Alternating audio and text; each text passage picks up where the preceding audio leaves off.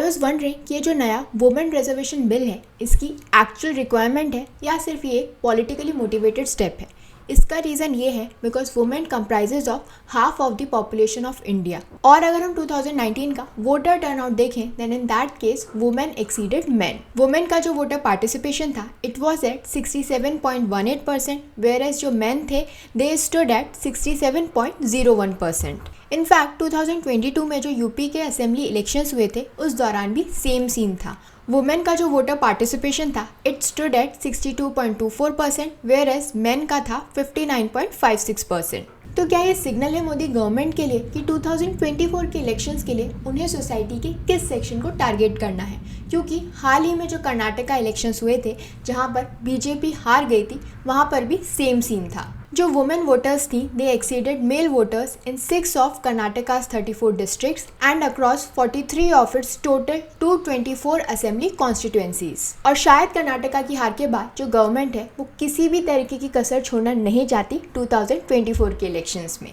लेकिन अगर हम पॉलिटिकल एजेंडा निकाल दें कि पॉलिटिकल पार्टीज का क्या एजेंडा है इस बिल के बिहाइंड, अगर हम ग्लोबल एवरेज देखें तो इंडिया एक्चुअली में काफ़ी पीछे है इन टर्म्स ऑफ नंबर्स। जो ग्लोबल एवरेज है फॉर वुमेन इन पार्लियामेंट वो है 26.7%, जबकि जो इंडिया का प्रेजेंट रिप्रेजेंटेशन है इट इज़ एट 15.2%। लेकिन शायद ये सिचुएशन इंप्रूव हो सकती है with the introduction of constitutional 128th amendment bill 2023 which is the women's reservation bill, क्योंकि ये जो बिल है ये रिजर्व करेगा 1/3 seats for women in the Lok Sabha and state legislative assembly. क्योंकि प्रेजेंटली इस बिल को लोकसभा और राज्यसभा दोनों में ही पास कर दिया गया है। राज्यसभा के सारे 215 मेंबर्स जो थे वो इस बिल के फेवर में थे, लेकिन लोकसभा में 454 मेंबर्स ने फेवर में वोट किया और सिर्फ 2 ही लोग ऐसे थे जिन्होंने अगेंस्ट में वोट किया। तो आज के हमारे वीडियो में हम बात करेंगे about the women reservation around the world और वो कौन से 2 लोग थे जिन्होंने इस बिल के अगेंस्ट में वोट किया। क्या आप लोग जानते हैं कि पूरी दुनिया में रवांडा ही ऐसी जगह है which has the highest number of women law makers, यानी वहाँ पर जो टोटल 80 लोअर हाउस सीट्स हैं उसमें से 49 पर वुमेन है विच इज़ अबाउट 61%। और अगर हम इंडिया की रैंकिंग देखें तो India stands at 141 amongst the 185 countries in terms of the percentage of women in the lower house. और इंडिया का जो करंट स्टेटस है उसके अंदर we have only 78 women MPs in the 545 member Lok Sabha which is about 14% of the total membership of the house.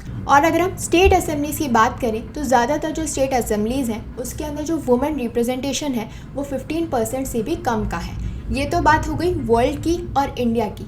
अब हम बात कर लेते हैं हमारी नेबरिंग कंट्रीज़ की, जैसे कि पाकिस्तान। 2002 के बाद जो पाकिस्तान है उसने अपनी 357 सीट्स में से जो 60 सीट्स थी वो वुमेन के लिए रिजर्व की थी विच is about 17% in the national assembly for women. लेकिन पाकिस्तान के अंदर ये जो रिजर्वेशन है फॉर वुमेन ये आज से नहीं है बल्कि काफ़ी समय पहले से है। 1956 के अंदर भी उन्होंने 10 सीट्स रिजर्व की थी for women in the then unicameral parliament. अगर हम बांग्लादेश की बात करें तो वहाँ के लेजिस्लेचर ने भी 350 में से जो 50 सीट्स हैं वो वुमेन के लिए रिजर्व की हैं। और वहाँ का जो जातीय संसद है विच is the supreme legislative body of Bangladesh, वहाँ पर करेंटली 20% फीमेल रिप्रेजेंटेशन है, यानी 73 सीट्स पर वुमेन लेजिस्लेटर्स हैं। और बांग्लादेश में भी ये जो रिजर्वेशन का कॉन्सेप्ट है वो आज से नहीं है बल्कि 1972 से है। उस टाइम पर 15 सीट्स रिजर्व की गई थी, उसके बाद इवेंचुअली ये जो रिजर्वेशन है वो बढ़ा दिया गया, जैसे कि 1979 में 30 सीट्स कर दिया गया। और 1990s के अंदर नेपाल और अर्जेंटीना के अंदर भी एक मिनिमम कोटा रखा गया for women in the candidates list.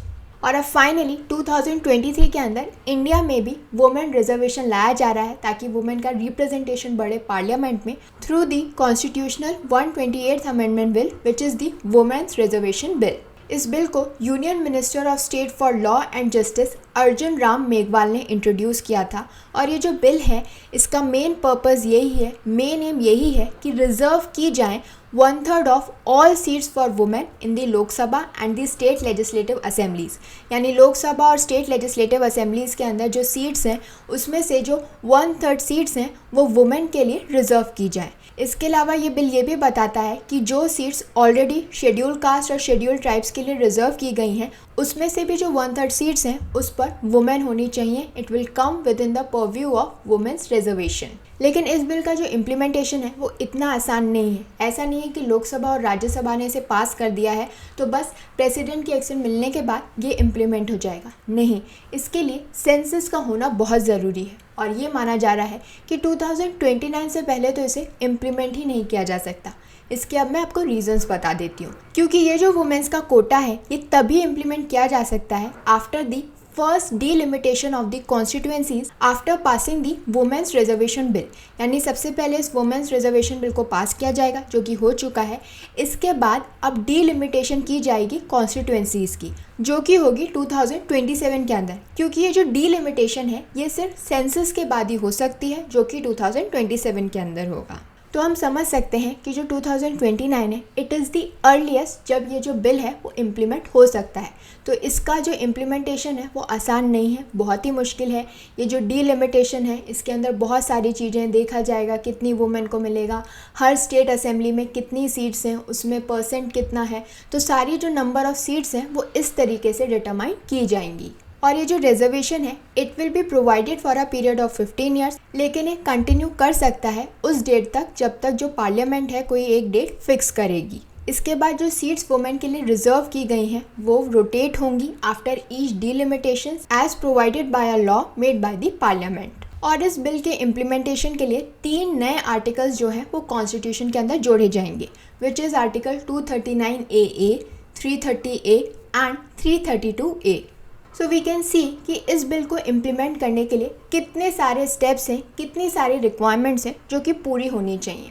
दो इस बिल को सबका सपोर्ट मिला है, चाहे वो लोकसभा हो या फिर राज्यसभा हो, लेकिन सिर्फ 2 ही ऐसे लोग हैं जिन्होंने इस बिल के अगेंस्ट में वोट किया।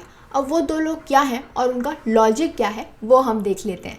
तो ये जो 2 लोग हैं वो हैं AIMIM के चीफ असदुद्दीन ओवैसी और उनके पार्टी के MP इम्तियाज़ जलील। इन दोनों ने ही वुमेन रिजर्वेशन बिल, जिसे हम नारी शक्ति वंदन अधिनियम बिल के नाम से भी जानते हैं, उन्होंने इसके अगेंस्ट में वोट किया। उनका कहना ये था कि वो फाइट कर रहे हैं for the inclusion of OBC and Muslim women, क्योंकि जो OBC की पॉपुलेशन है इट इज़ मोर देन 50%, लेकिन उनका जो रिप्रेजेंटेशन है लोकसभा के अंदर इट इज़ ओनली 22%।